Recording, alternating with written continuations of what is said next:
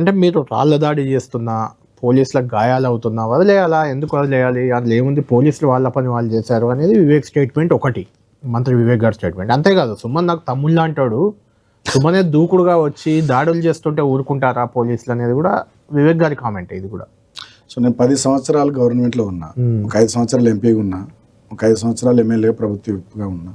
ఎప్పుడన్నా వివేక్ గారి మీద దాడి చేసినాం? ఆయన కాంగ్రెస్లో ఉండే, బీజేపీలో ఉండే, ఏమన్నా అన్నామా? ఈ 2 ఏళ్ళు నేను ఓడిపోయి ఆయన ఎమ్మెల్యే గెలిచిండ్రు, మంత్రి అయినరు. ఎప్పుడన్నా ఏదైనా జరిగిందా ఇన్సిడెంట్? 12 ఏళ్లలో కానీ ఇన్సిడెంట్ ఒక సంఘటన ఇవాళ ఎందుకు జరుగుద్ది? ఇన్ఫ్యాక్ట్ ఇంకోటి కూడా మీకు గుర్తు చేస్తా ఉన్నా, 2014లో కాంగ్రెస్ పార్టీ నుండి నా మీద ఎంపీగా పోటీ చేసి వారు ఓడిపోయారు. తర్వాత వారిని పార్టీలోకి తెచ్చుకొని ప్రభుత్వ సలహాదారు చేసుకున్నాం. 2018లో వెంకటేష్ నేత గారు కాంగ్రెస్ పార్టీ నుండి చెన్నూరులో నా మీద ఎమ్మెల్యే పోటీ చేసి ఓడిపోయారు. తర్వాత వారిని తెచ్చుకొని 2019లో పెద్దపల్లి ఎంపీ తీసుకున్నాం. ప్రత్యర్థులను, ఇతర రాజకీయ పార్టీల వాళ్ళని నేను ప్రత్యర్థులనే చూసినా తప్ప శత్రువులు ఎన్నడూ చూడలే.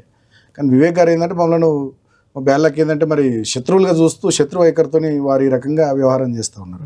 నేను ఎన్నడూ కూడా వారిని శత్రువు లెక్క చూడలే. వేరే వాళ్ళను భిన్నాభిప్రాయాలు, రాజకీయపరమైనటువంటి వైరుధ్యాలు ఇతర పార్టీల వాళ్ళతో మనకు అంతే ఉంటాయి తప్ప వేరే ఏముంటాయి? సిద్ధాంతపరంగా వైరుధ్యాలే తప్ప వ్యక్తిగతంగా ఏముంటాయి? శత్రుత్వాలు పెట్టుకోవాల్సినటువంటి అవసరం లేదనే భావంతోనే నేను ఉంటే, అందుకని 12 సంవత్సరాలు ఎన్నడూ వివేక్ గారి మీద ఎక్కడ దాడి జరగలేదు. వారు బీజేపీలో ఉండి మమ్మల్ని తిట్టిర్రు, కాంగ్రెస్లో ఉండి మమ్మల్ని తిట్టిర్రు, ఇప్పుడు గవర్నమెంట్లో ఉండి కూడా ఎన్నో స్టేట్మెంట్లు ఎన్నడూ ఇచ్చినా కూడా ఈ 2 సంవత్సరాల పైచిల కాలంలో కూడా ఎప్పుడేం జరగలేదు.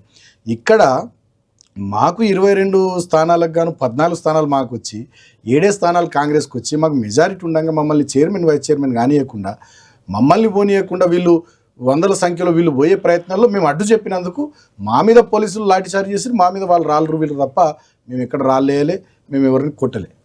మీరు జైల్లో నుంచి వెళ్ళి వచ్చారు. జైల్లో నుంచి వచ్చి వివేక్ మీద ఏదో హాట్ కామెంట్ చేస్తారు, వివేక్ని టార్గెట్ చేస్తారు అని అంతా ఎదురు చూస్తుంటే మీరు అక్కడికి వచ్చి ఐ లవ్ యూ వివేక్ అన్నారండి. వాస్తవానికి వివేక్ గారు చాలా ఇబ్బంది పెట్టారు, రాష్ట్రం అంతా చూసింది. మరి లవ్ యూ చెప్పారు మీరు.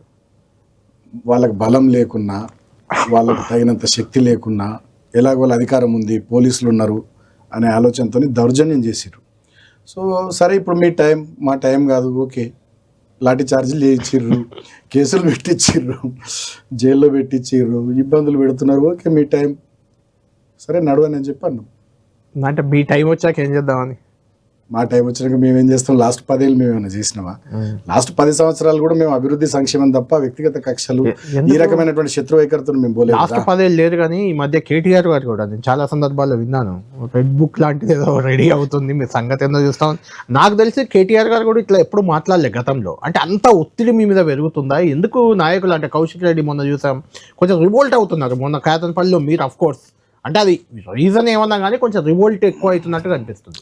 అంటే ఇప్పుడు ప్రజాస్వామ్యయుతంగా జరగాల్సినటువంటి ఎన్నికను, రాజ్యాంగబద్ధంగా జరగాల్సినటువంటి ప్రక్రియను కూడా అధికారం ఉంది, పోలీసులు ఉన్నారు, ఈవెన్ పోలీసు చాలా సందర్భాలు ఇస్తున్నారు నాయకులు.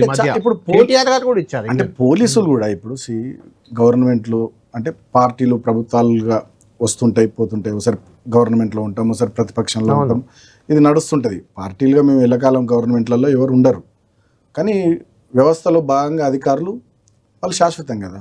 వాళ్ళుగా మరీ అధికార పార్టీకి కొమ్ము కాసేటట్టుగా, మరీ అధికార పార్టీకి వత్తాసు పలుకుతూ ఎట్లా పడితే అట్లా చేస్తామంటే అది కూడా కరెక్ట్ పద్ధతి కాదు కదా. మీరు చూస్తే